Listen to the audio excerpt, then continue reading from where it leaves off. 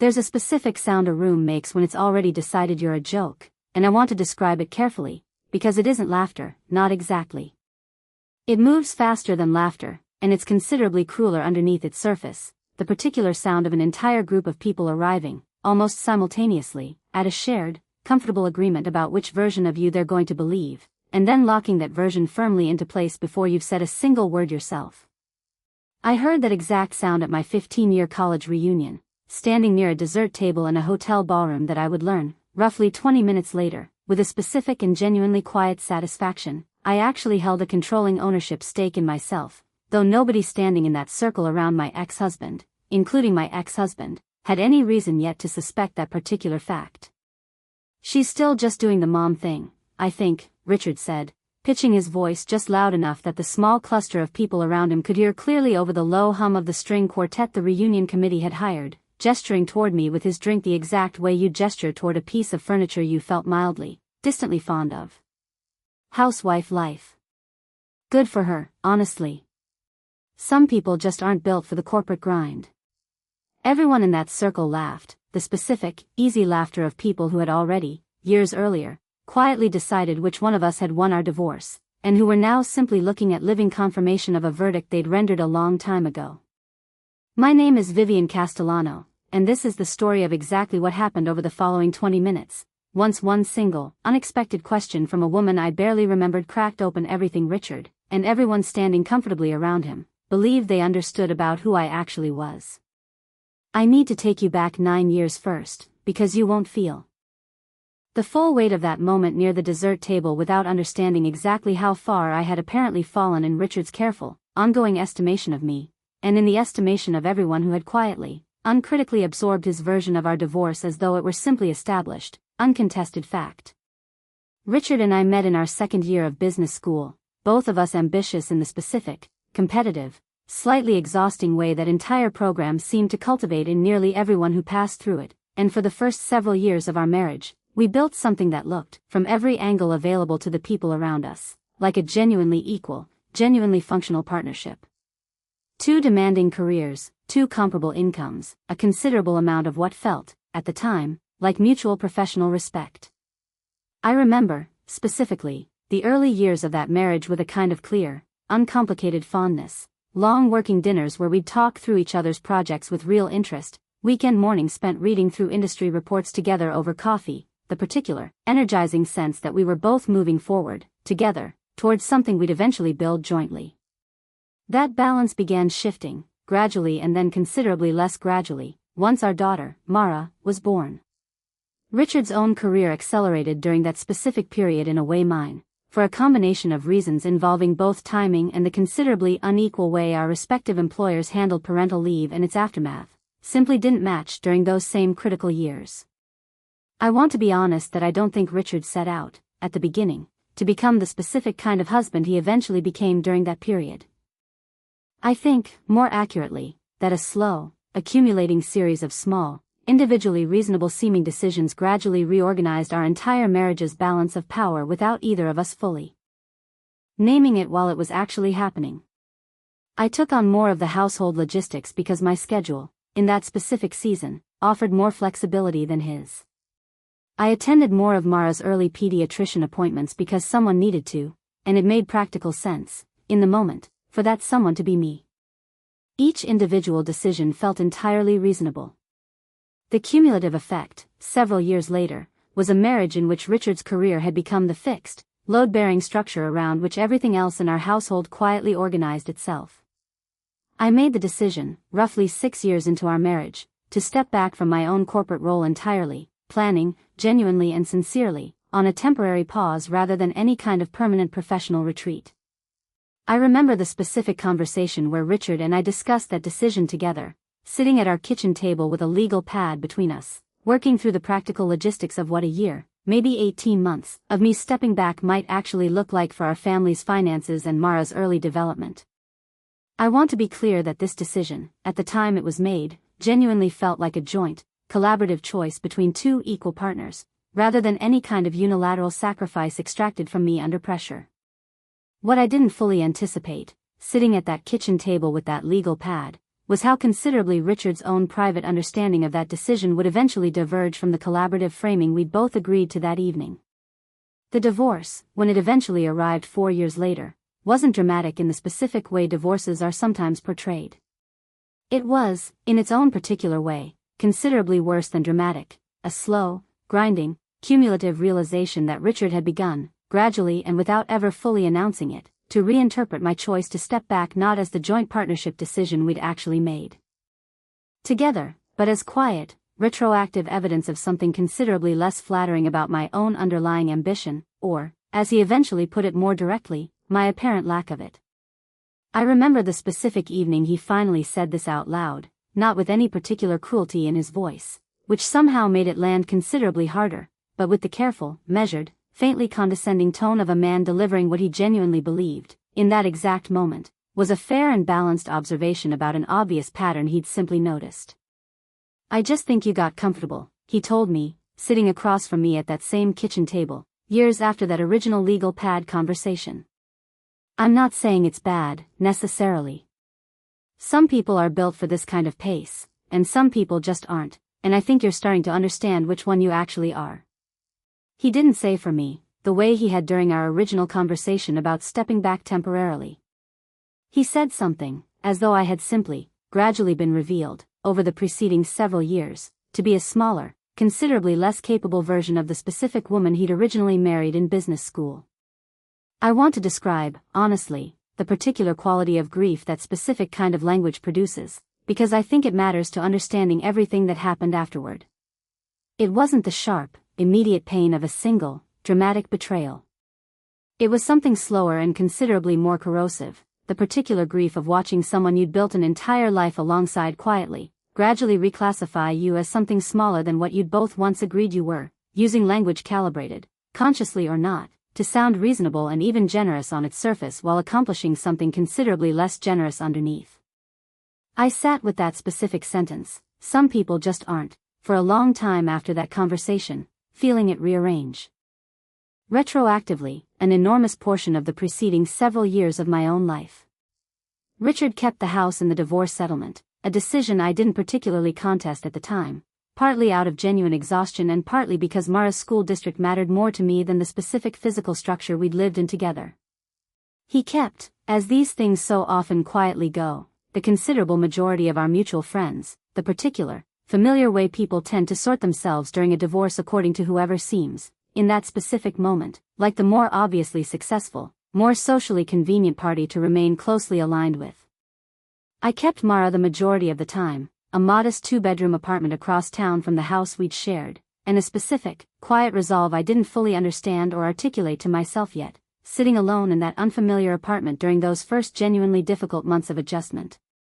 I want to describe those first several months in some detail, because I think the ordinary, unglamorous texture of that period matters to understanding everything that eventually followed. I remember specifically the strange, disorienting quality of grocery shopping for one adult and one small child after years of shopping for a family of 3 that had felt, at least on paper, considerably more secure. I remember the particular loneliness of certain evenings once Mara was asleep, sitting alone in a living room still half furnished with mismatched pieces I'd gathered from various secondhand sources, doing the quiet, private arithmetic of exactly how thin our finances actually were during that specific period, considerably thinner than Richard, comfortable in the house we'd shared, likely ever fully understood or considered that I made a specific decision during those difficult early months that I didn't fully understand the significance of until considerably later, looking back on it with the clarity distance eventually provides. I decided I wasn't going to spend the following years of my life organized around proving Richard's specific characterization of me wrong. I was simply, quietly, patiently going to build something, without any particular audience in mind, and let whatever eventually resulted from that building speak entirely for itself, whenever it finally decided to speak at all, on its own timeline rather than any timeline calibrated around Richard's specific attention or validation. I'd studied logistics and supply chain management during my final 2 years of business school, a specialization I genuinely, deeply loved at the time but had gradually set aside once I stepped back from corporate work to focus on Mara's early years.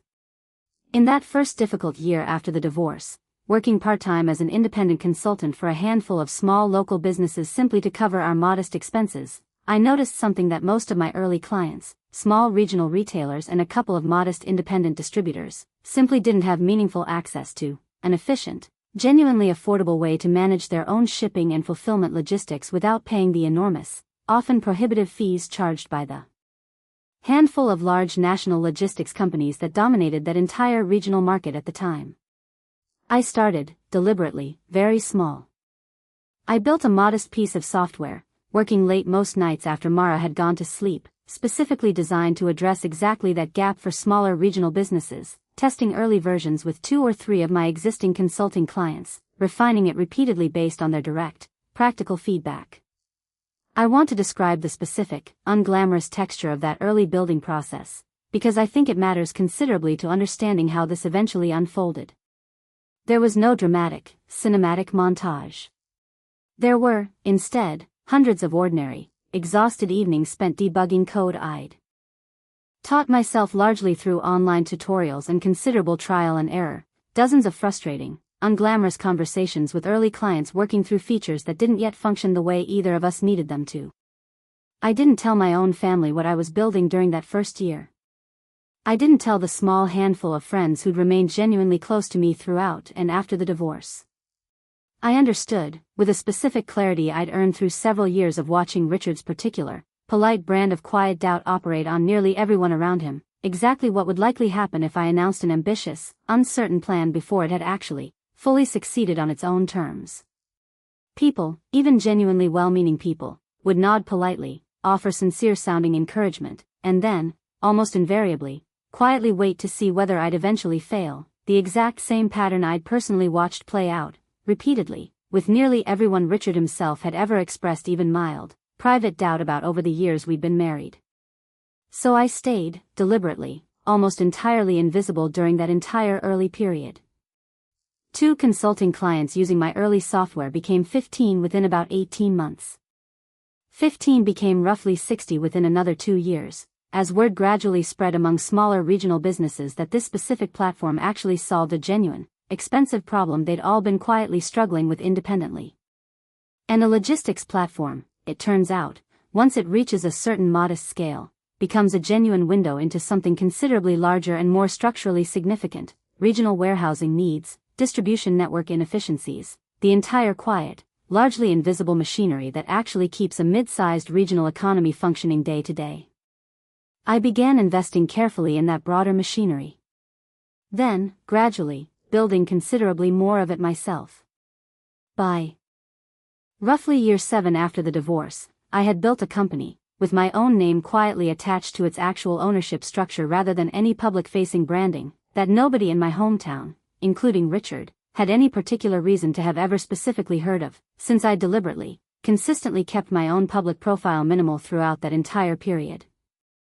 I understood, correctly and with considerable deliberation, that any meaningful public visibility before genuine, fully undeniable success would only invite exactly the kind of premature, comfortable doubt I'd already had more than sufficient exposure to during my marriage.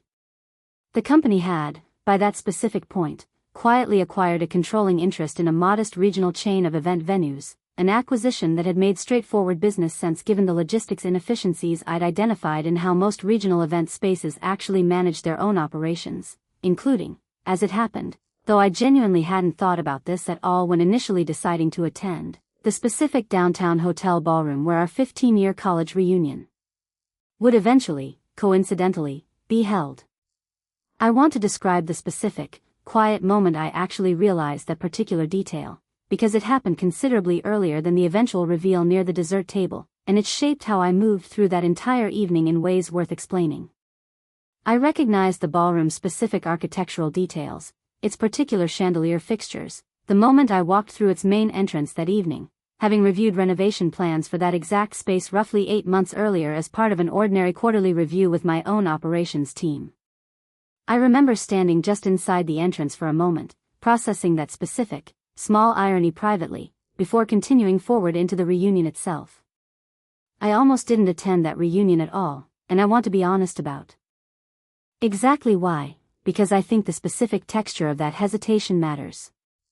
9 years of quiet, patient, deliberate building, and some smaller, considerably more vulnerable part of me still remembered, with uncomfortable clarity, exactly how diminished that specific social circle had once made me feel during the years immediately following my divorce. Back when Richard's particular version of our marriage's ending was apparently the only version anyone in our shared social world had ever bothered to seriously question or investigate further.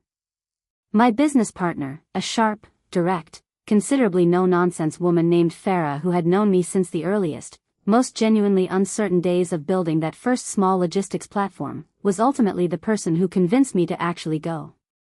"You're not the same woman who walked away from that marriage feeling like she'd fundamentally failed at something," she told me over coffee, roughly a week before the reunion, when I'd mentioned, almost in passing, that I was seriously considering simply declining the invitation entirely. Go remind yourself of that directly, if nothing else. You don't need to prove anything to anyone in that room. But you might need to prove something, quietly, to the version of yourself who still occasionally flinches at the memory of it. I didn't ultimately go to that reunion intending to prove anything specific to Richard.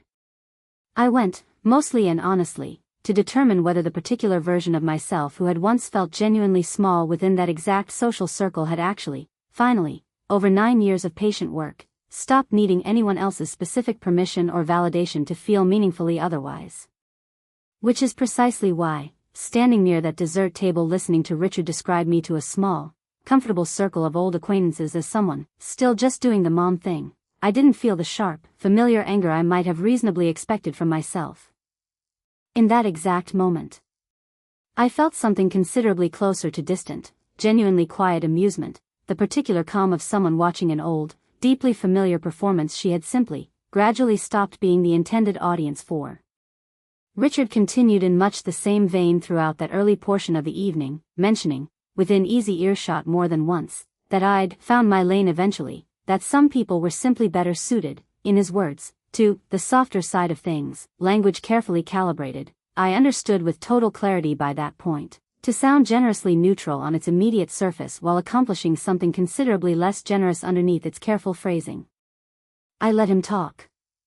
I want to describe, specifically, how I actually spent that portion of the evening, because I think it matters to understanding the eventual reveal's full emotional weight. I spent nearly an hour reconnecting, genuinely and without any particular agenda, with several old classmates who had absolutely no current knowledge of what I'd actually built over the preceding 9 years, and I found, with real and somewhat surprising sincerity, that I genuinely enjoyed those conversations.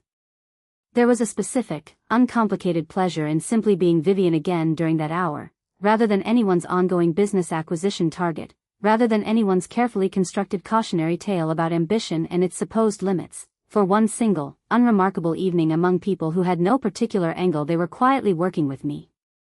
I talked with a former classmate named Owen about his 2 young children. I talked with a woman named Diane about a mutual friend's recent career change. Nobody in those specific conversations wanted anything particular from me, and after 9 years of careful, deliberate professional guardedness, that specific, ordinary lightness felt like a genuinely rare, valuable kind of peace. The moment everything shifted, decisively and completely, arrived roughly 20 minutes into that portion of the evening, when a woman I barely, initially recognized approached me directly near that same dessert table, her expression carrying a specific, careful curiosity I noticed immediately, even before she spoke. Her name, I would remember once she introduced herself again, was Priscilla, and she had apparently been enrolled in my supply chain management seminar during our shared final year of business school, a course I remembered only vaguely myself, having taken it during a particularly demanding semester. "Vivian," she said, her voice pitched at a level that carried further than perhaps she initially intended, "I have to ask you something, and please forgive me if I'm somehow completely wrong about this. Isn't this specific venue owned by Castellano Logistics Group? I did some fairly detailed vendor research for my own company last year, and your name came up repeatedly as the majority stakeholder in the parent holding company. That's genuinely you, isn't it?" A few nearby conversations went quiet almost immediately, the particular, rapid quiet of people suddenly, unexpectedly listening more closely than they had been just seconds earlier.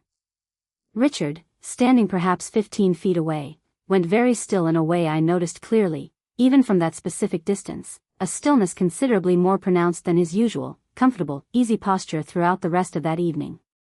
"Vivian Castellano," Priscilla continued, and her voice had entirely lost its earlier, careful hesitation by that point, replaced now with a specific, open, genuinely excited curiosity that several other people standing nearby had clearly, visibly begun listening to as well. You're the actual woman behind that entire regional supply chain and logistics platform, aren't you? I read a fairly detailed feature about the company's expansion into 3 additional states last spring. I honestly had no idea. Until just this moment, that this was actually you. I didn't confirm any of it dramatically. I genuinely didn't need to.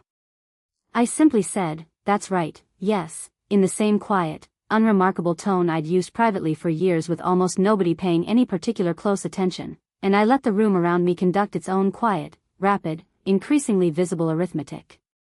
I watched Richard's expression move through a specific, fairly predictable sequence over the following several seconds, confusion first, genuine and unguarded, then a kind of visibly scrambling disbelief, and finally, slowly and considerably more uncomfortably, the particular, dawning recognition of a man understanding, in complete real time, that he had spent the entire preceding portion of this specific evening describing the mom thing to a room that was now, quite visibly, doing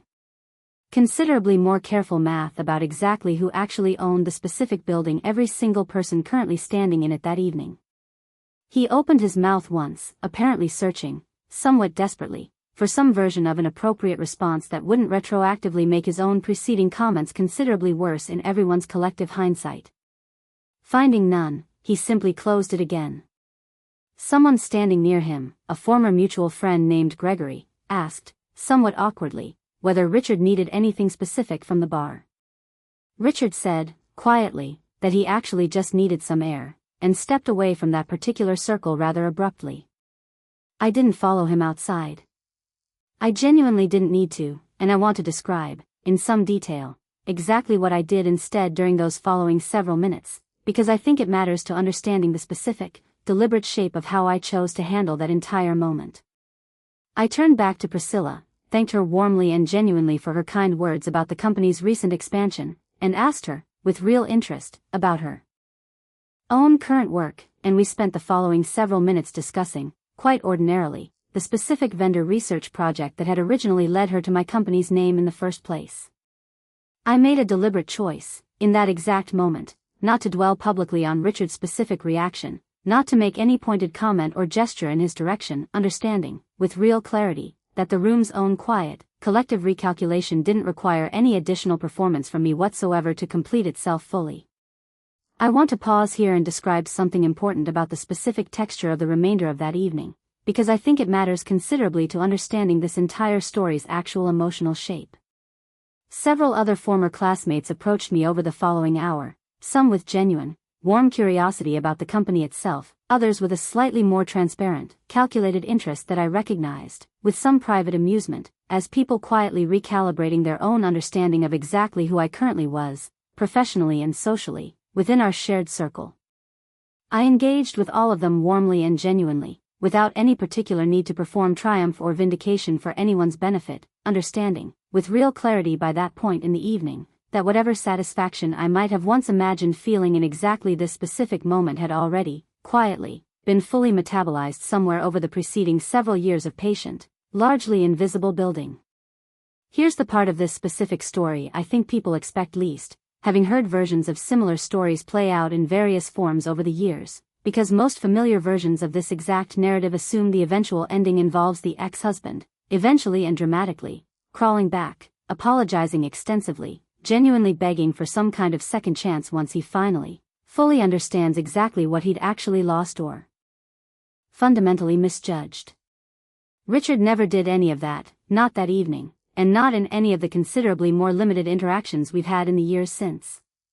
He avoided me carefully for the remainder of that specific reunion, and beyond a single, brief, entirely professionally cordial exchange roughly 14 months later, conducted almost entirely by email, regarding some practical logistics around Mara's upcoming college application process, I genuinely haven't spoken with him in any meaningfully personal way since that evening.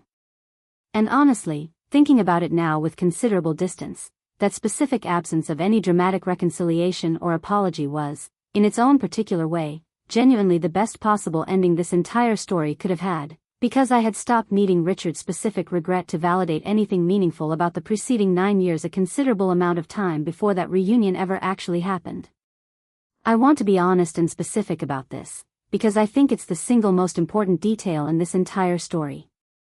The building itself, the quiet, patient, largely invisible work of those 9 years, had never actually been organized around eventually proving Richard specifically wrong.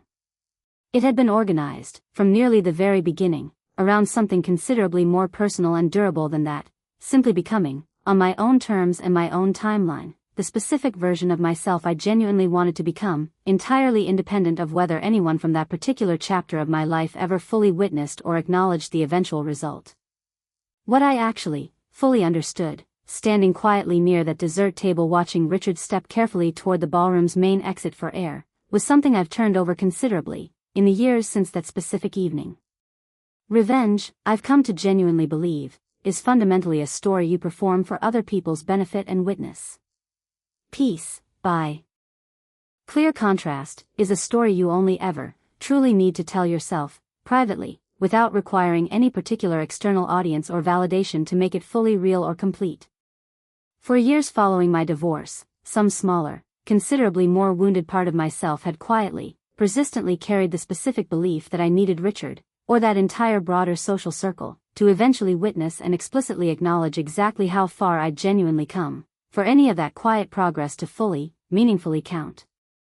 Standing in that specific ballroom, watching him walk steadily toward the exit, I understood, with total and genuinely settled clarity, that the particular version of myself who had once needed that specific external validation had already, quietly and gradually, finished healing considerably earlier, entirely without requiring anyone's audience or applause to complete that particular process. The genuinely sweetest part of that entire evening, if I'm honest with myself about it now, wasn't actually watching Richard's expression shift through confusion and mounting discomfort, satisfying as that particular moment admittedly, briefly was in the moment itself.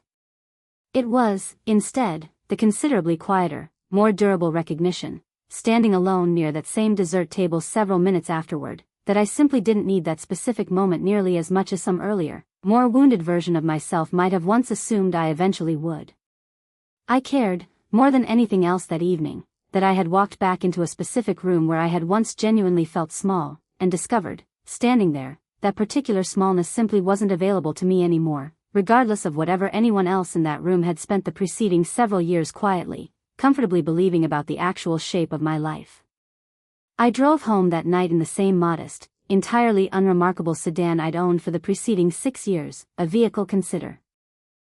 less flashy than what my own company's current financial position could easily have afforded, and I want to explain briefly why that specific detail matters to me, because I think it says something important about how I've chosen to hold this entire experience. The specific car I drive has never, at any point, been the actual measure of anything that genuinely mattered to me throughout this entire process. Some part of me has always deliberately preferred keeping a small handful of genuinely unremarkable, ordinary things present in my daily life, quiet reminders of exactly who I was originally building all of this for in the very first place, rather than performing some considerably flashier version of success calibrated entirely for the benefit of rooms like the one I just left. I want to spend a moment discussing what happened over the following weeks, because I think the specific aftermath matters considerably to understanding this story's genuine, lasting shape. Several former classmates reached out over the following month, some purely out of genuine, warm curiosity about reconnecting after years apart, others with somewhat more transparent professional interests in exploring potential business relationships with my company. I engaged selectively and genuinely with several of those outreaches, rebuilding, gradually, a small handful of authentic friendships from that specific era of my life that I'd genuinely missed during the years I'd spent deliberately, carefully invisible. Farah, my business partner, laughed for a genuinely long time when I described the specific moment near the dessert table to her the following week, though she also, characteristically, pointed out something I hadn't fully considered myself. "You know, the real victory wasn't him finding out," she said. "It's that you didn't need him to." I've thought about that specific observation often in the time since, understanding, with real clarity, exactly how correct it actually was. Richard had once measured my worth, entirely, against a single, genuinely difficult chapter of my life, the specific years when I was still quietly, invisibly becoming something he had absolutely no meaningful visibility into or understanding of. He was wrong about who I actually was during that specific chapter, in ways I've mostly, gradually stopped needing to correct out loud to anyone, including him directly. But he was wrong, more specifically and more importantly, because he chose to measure me only during the actual becoming, and never once thought, in the years that followed our divorce, to circle back and genuinely check on the eventual, fuller result. Mara, now a sophomore in college herself, knows this entire story well at this point, and I've watched her, over the years, absorb something from it that I genuinely hope stays with her considerably longer than any specific detail about her father's particular reaction that evening. I told her, once, sitting together on my back porch during a quiet weekend visit home, that the actual lesson of that entire reunion evening wasn't really about Richard at all, wasn't really about anyone's specific comeuppance or vindication. It was about understanding, clearly and completely, the difference between building a life that proves something to someone else, and building a life that simply, genuinely belongs entirely to you, regardless of who else eventually notices or fails to notice it. If this story reached something real in you tonight, if you've ever been made to feel genuinely small by someone who was certain, with total unearned confidence, that they already had you completely figured out, I want to hear about it honestly in the comments.